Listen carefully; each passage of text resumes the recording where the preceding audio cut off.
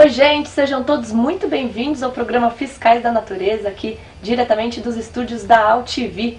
Meu entrevistado de hoje é o Ricardo Cardim. Ricardo, eu queria falar muito de Amazônia aqui, mas você é o defensor das árvores em São Paulo. Você é a voz das árvores aqui. Obrigado. O que a gente tinha de Mata Atlântica e o que a gente tem hoje? Bem, então, São Paulo, né, pouca gente sabe, mas São Paulo é um local de muita biodiversidade. Aqui a gente tinha diferentes vegetações, com muita riqueza de animais. Então a gente tinha, por exemplo, cerrado, tinha campos, tinha floresta atlântica de interior, floresta atlântica de encosta, araucária, várzeas, matas alagadas. Aqui era uma salada mista de florestas, de vegetações. E isso tudo foi destruído, nós acabamos com tudo isso praticamente, cobrimos de asfalto, concreto, e para absurdo nós plantamos espécies estrangeiras no local das nativas, né? Então isso causou um extermínio da nossa fauna e flora locais. E hoje a gente tem um desequilíbrio ambiental na cidade enorme, né? A gente teve uma extinção em massa dos animais. Estavam acostumados com a vegetação brasileira. Exatamente. Então você imagina assim, bichos e plantas que interagiram por milhares e milhões de anos com o nosso solo, o clima, entre eles, evoluíram juntos. Né? Um processo de tempo muito maior do que a nossa vida ou do que a própria civilização humana. E aí a gente vem destrói tudo isso, a gente acaba com uma riqueza milenar. E os bichinhos que sobreviveram tiveram que se adaptar ao que tinha aqui. E foram poucos, né?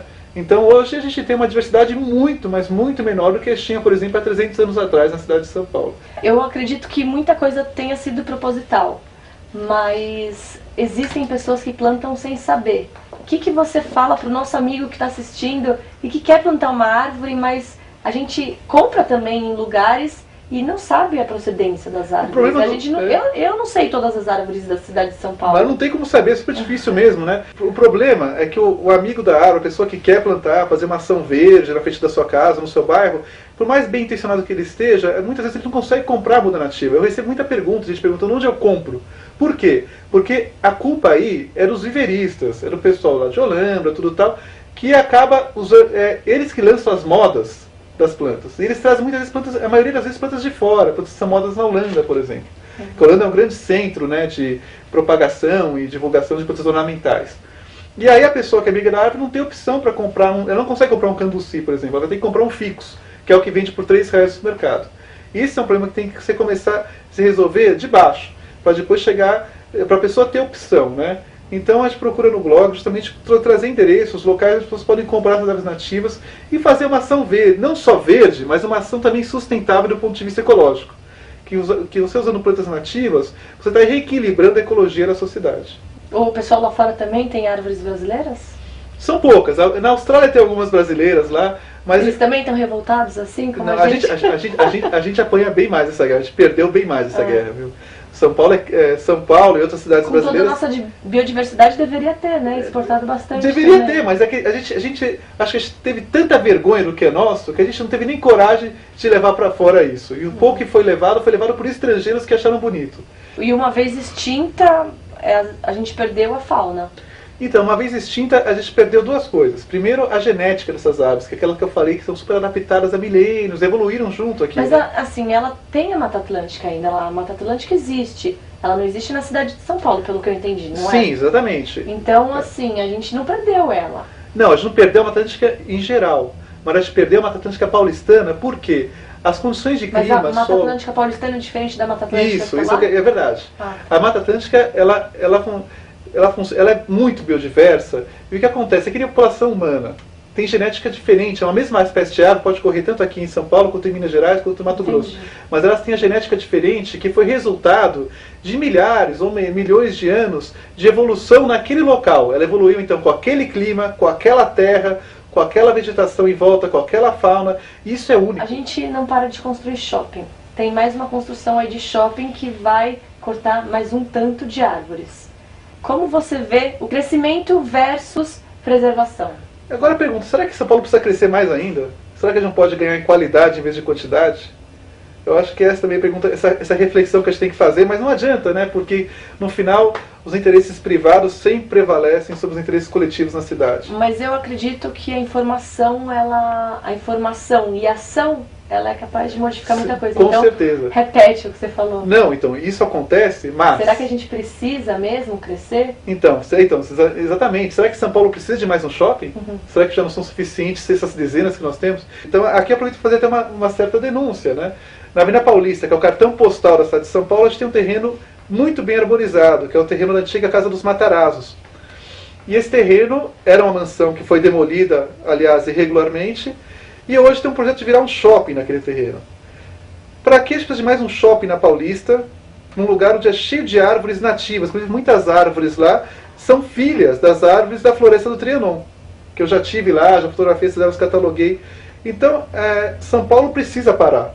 Antigamente tinha um slogan, né, na época dos nossos avós, que era São Paulo não pode parar. Hoje São Paulo tem que parar. Porque senão a gente não vai ter mais espaço para a qualidade de vida aqui dentro. E todos vamos pagar o preço, principalmente os mais pobres, que não têm acesso ao ar-condicionado, a morar em um bairro bem arborizado. Então a questão é grave, eu sou totalmente contra essas construções de shoppings, condomínios enormes em áreas vegetais. A gente tem que congelar o que a gente tem de área verde hoje na cidade e transformar isso em áreas livres para a população, áreas verdes que vão fornecer pequenos pulmões verdes para a cidade.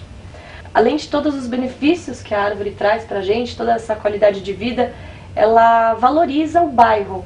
Eu queria que você falasse um pouco mais sobre isso. Que hoje está cheio de propaganda de prédios, imóveis, em qualquer jornal, qualquer revista que você compra. E se você reparar nessas propagandas, sempre tem um grande apelo para o verde. Então tem foto de árvore, bosque privativo, muitos jardins, criança brincando no meio das árvores. Então ele sempre traz esse apelo do verde para o consumidor. Por quê? Porque o consumidor quer isso, as pessoas querem isso. Só que geralmente sempre é um engano. Porque a pessoa chega lá no prédio e tem meia dúzia de mudinhas em cima da garagem. Mas isso mostra como valoriza você ter uma rua verde, uma casa jardinada, bem arborizada, para o mercado imobiliário. Então isso é mais uma vantagem que você tem, morando em um local verde, enverdecendo o seu bairro. Ricardo, para quem mora em São Paulo, está assistindo o nosso programa aqui, está interessado no seu projeto, fala para eles o seu site. Na verdade é um blog, mas é como se fosse um site, riquíssimo, é mais rico do que... O blog é mais rico do que muitos sites, né? www.arvoresdesaopaulo.com.br. Lá também tem meu e-mail pessoal, mas o próprio blog já deixa você conversar à vontade. Você pode ver que espécies melhores para plantar na cidade, como plantar, onde comprar. Enfim, estou à disposição para qualquer dúvida relacionada ao verde da cidade. Quem pode ser amigo das árvores da cidade de São Paulo? Bem, qualquer paulistano, qualquer pessoa que goste de verde na cidade, que se envolva com a questão do verde e queira ajudar, pode participar. Então há uma grande interação no blog. O blog tem muita informação sobre a questão do verde, e lá a pessoa pode se conectar com informações históricas, culturais, botânicas das árvores da cidade, da vegetação da cidade, e assim se municiar para fazer uma ação verde de plantio de árvores, ou mesmo mobilizar a comunidade, cobrando o poder público que se plante mais árvores no seu bairro, na sua região. A cidade de São Paulo, ela precisa de mais árvores? São Paulo precisa de muito mais verde do que a gente já tem. Pra você ter uma noção, estipula-se, né? Tem uma ideia de que tem 2 milhões a 2 milhões e meio de árvores na cidade hoje. O que é um chute, porque a gente não sabe, nunca ninguém contou quantas árvores realmente a gente tem aqui em São Paulo. Pra você ter uma ideia, em Nova York a gente tem 5 milhões de árvores, ou seja, mais que o dobro, sendo que a população é bem menor do que a paulistana e a cidade é menor também. Então, por aí a gente já consegue ver a discrepância de verde que a gente tem na cidade de São Paulo. Precisa de muito mais árvores. O que uma árvore traz de benefício para a gente? Bem, hoje eu digo que a árvore é fundamental para a nossa sobrevivência em um lugar tão artificial como São Paulo. Ela é uma prestadora de serviços ambientais. Então a árvore, ela traz muitos benefícios, como por exemplo a filtragem do ar, a retenção da poeira, que é uma causa de morte em São Paulo, a diminuição da temperatura na cidade. E 2 fatores que eu acho os mais importantes na situação atual de São Paulo. Um é ela funcionar como uma esponja quando chove. Então ela segura até 70% da água na sua copa e evita que a gente tenha aquele efeito de enxurrada, que a água vai descendo para os lugares mais baixos, alagando as avenidas. Outro que nós temos uma calçada arborizada, é uma calçada que convida as pessoas a caminharem. Então as pessoas, quando elas caminham, elas podem deixar o seu carro em casa e, o mais importante, torna a cidade mais humana. Porque você passa a conviver com seus vizinhos, com a comunidade local, e você torna uma cidade mais amigável, com mais qualidade de vida também. Então a árvore, ela é uma solução para vários problemas da cidade de São Paulo. E uma solução muito mais barata do que obras faraônicas, né? Você disse no seu Twitter que as árvores sofrem muito e você ficou até espantado que uma delas floresceu no meio dessa selva de pedras. Como que a árvore sofre? Bem, não é fácil ser árvore em São Paulo. A árvore em São Paulo ela está cara de tudo que é lado. Desde aquela pessoa que não quer árvore na frente da placa do comércio dela, até o poste que acaba levando a poda dela, os encanamentos que atrapalham a raiz, a pessoa que vai lá e corta a raiz para a calçada, enfim, ela está cara de todos os lados o tempo todo. Então, ela sobreviver em São Paulo é muito difícil. E quando a árvore floresce, pode ser dois sinais. Ou que ela está gostando, ela está conseguindo viver bem naquele ambiente, ou pode ser o canto do cisne do vegetal. Estou morrendo, deixa eu lançar flor e semente aqui porque eu vou embora. Então, infelizmente, a gente tem esses dois lados da cidade de São Paulo, né? Não é fácil mesmo para a árvore aqui. A gente, infelizmente, tem muito marketing verde. A gente ouve falar de muitas empresas que fazem pelo meio ambiente e que a gente sabe que não é verdade. É verdade. O que mais te revolta? Eu acho que também, vou falar na parte de árvores, né, que é a parte que mais me cabe, mas principalmente essa questão do compensação de carbono, vamos plantar árvores, ou vamos plantar milhões de árvores.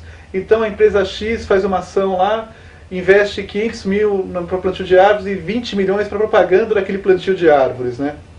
Se fosse só isso a coisa errada, tudo bem. Mas o pior é que a gente não sabe onde essas árvores são plantadas, quando, como, se elas vão resistir, que espécies foram usadas. Então é tudo uma grande caixa preta para o consumidor. E o pior é que geralmente o dano que ele se propõe a compensar é causado nas grandes cidades, onde estão os consumidores. E os tais benefícios que esse plantio pode gerar são muitas vezes a centenas de quilômetros da cidade. Então é uma ação totalmente desconectada. Essas empresas, já que elas querem realmente fazer uma ação verde, uma ação que vai promover um benefício, já que elas causaram um malefício com o produto, elas deveriam plantar árvores nativas dentro da cidade, onde estão os seus consumidores e aonde vão gerar resultados positivos diretamente aos consumidores. Mas infelizmente não é o que ocorre ainda. Conversei com o Ricardo Cardim, ele é ambientalista e todo envolvido aí com as árvores na cidade de São Paulo. Ricardo, parabéns pelo seu trabalho. Muito obrigado pelo espaço e espero que nós possamos gravar outros programas tão agradáveis como esse. Obrigada a você. Um beijo e até semana que vem.